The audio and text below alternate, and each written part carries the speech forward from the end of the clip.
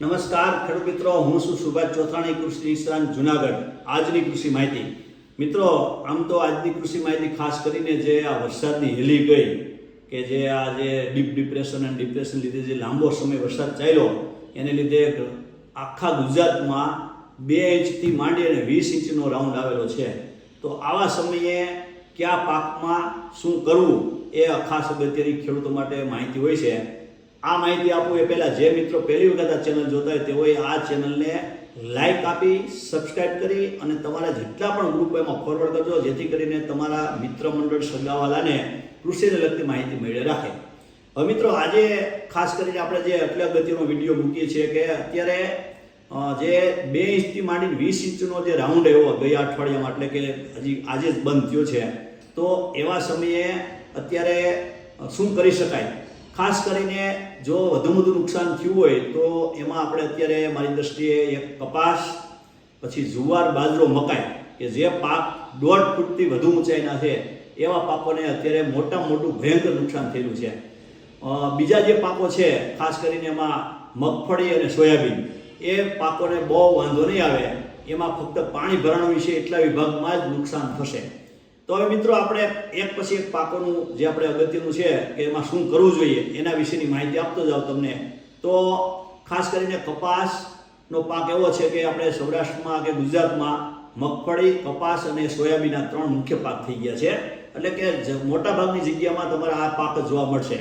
તો હવે કપાસના પાકમાં આ જે છેલ્લો વરસાદ ગયો, ખાસ કરીને વધુ વરસાદ થયો સાથે પવન હતો, કેમ કે ડીપ ડિપ્રેશન એટલે પવન ભેગો હોય 50 થી 60 કિલોમીટર વાળો, તો એને લીધે કપાસ એકદમ જમીન દોસ્ત સૂઈ ગયા.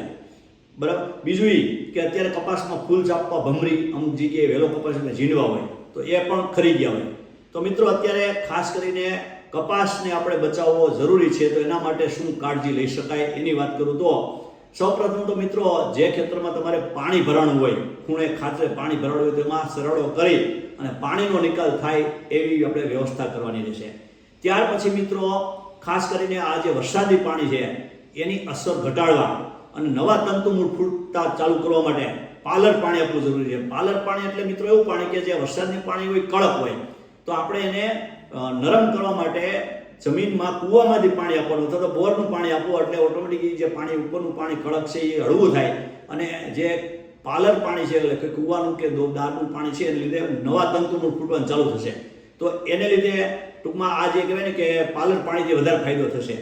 પાલર પાણી આપ્યા પહેલાં સૌપ્રથમ આપણે એ કરવું જોઈશે કે છોડને ઊભા કરવા પડશે. તો જે ઢળી ગયા છે છોડવા, એને તમે જો ઊભા કરશો તો ઊભા કેવી રીતે કરીને હળવેથી ઊભા કરીને પાછું પગથી દબાવી દેવાના, એ રીતે ઊભા કરીને પછી તમે જો એમાં તમે આ પાલર પાણી આપો તો એમાં કાંઈ વાંધો આવશે નહીં. બીજું મિત્રો, જે તમે અત્યારે ભેજ છે જમીનમાં, તો આપણે હવે જેમ તડકો પડશે એમ સુકારાનું પ્રમાણ ચાલુ થાય. તો કપાસમાં ખાસ કરીને જે સુકારો ન આવવા દેવો હોય તો તમારે અત્યારે યુરિયા અથવા એમોનિયા જે આપણે નાખવાનો ડોઝ હોય એ પ્રમાણે 10 થી 15 કિલો વીઘે લઈ લ્યો, યુરિયા લઈ લો અથવા એમોનિયા લઈ લો, બેમાંથી કોઈ પણ નાઇટ્રોજનવાળા ખાતર છે. સાથે તમે એમાં પર વીઘા દીઠ 150 ગ્રામ સાફ પાવડર, એટલે કે જે કાર્બનિઝમ મેન્કોઝેબનું જે પ્રમાણ આવે છે એ, સાથે 150 ગ્રામ બ્લુ કોપર, આ બંને જે છે એ સુકારા સામે સારામાં સારું કામ આપે છે. એ બંને યુરિયા અથવા એમોનિયા સાથે મિક્સ કરી અને જો તમે થળે આપી અને પછી જો આ પાલર પાણી પાવ તો તમારો જે કપાસ છે એમાં તંતુમૂળ ફૂટવાનું ચાલુ થશે, સુકારો ઓટોમેટિક આવતો બંધ થશે. તો આ એક ઉપાય કરવાનો રહેશે. હવે બીજા જે પાકો છે ખાસ કરીને સોયાબીન અને મગફળી, તો સોયાબીન અને મગફળીમાં આમ તો ખાસ કરીને એ બે પાકને જંગલી પાક કહેવાય. એમાં બહુ મગફળી અથવા સોયાબીનમાં આ વરસાદ એટલું બધું નુકસાન નહીં કરે, પણ જ્યાં પાણી ભરાયેલું હોય એ પાણીને તમારે ઘા જમીનની બહાર કાઢવું જરૂરી છે. એટલે કે ખૂણે ખાતરે પાણી ભરાણું હોય તો શેઢો તોડી અને જેમ બને નદીમાં કે ગટરમાં પાણી જાય એવી વ્યવસ્થા કરવાની છે. બીજું એ કે મગફળી અથવા તો સોયાબીનમાં પાલર પાણી આપવાની જરૂર નથી, કેમ કે એમાં તો સુકારો એવો બધો કંઈ આવવાની શક્યતા નથી. તો આ જે 2 પાક છે એમાં ખાતર પણ આપવાની જરૂર નથી. તો મિત્રો, આ જે મેં તમને ખાસ કીધું કે જે સોયાબીન અને મગફળી, એમાં બહુ તમારે એટલી બધી કાળજી રાખવી નહીં પડે. એ ઓટોમેટિક જંગલી પાક જ છે, એટલે એમાં તમારે જેવો વરસાદ રહી જશે, પાણી નીકળી જશે એટલે એ તમારે એનું પાછું છે સૂયા બેસવાનું, દોડવાનું કામ ચાલુ થઈ જશે. તો ખાસ કરીને અત્યારે કપાસમાં જે મેં કીધું એ બચાવી શકાય છે. બાકી જુવાર અને મકાઈ એ જે આડી પડી ગઈ એને ઊભી કરવી શક્ય નથી. તો એમાં તો આપણે ઓટોમેટિક જે કંઈ હાર્વેસ્ટિંગ કરી અને ઢોરને ખવડાવવાનો જ ઉપાય રહેશે. તો મિત્રો જે આ મેં તમને ખાસ કીધું કે 1.5 ફૂટની ઉપરના ઊંચા પાક છે એવા પાકોને વધારે પડતું નુકસાન થયેલું છે, તો એની જે શું કાળજી લેવી એના વિશે આપણે માહિતી આપી. વધુ માહિતી માટે નેક્સ્ટ વિડીયો મળશું. ત્યાં સુધી રજા આપશો. આભાર, ધન્યવાદ.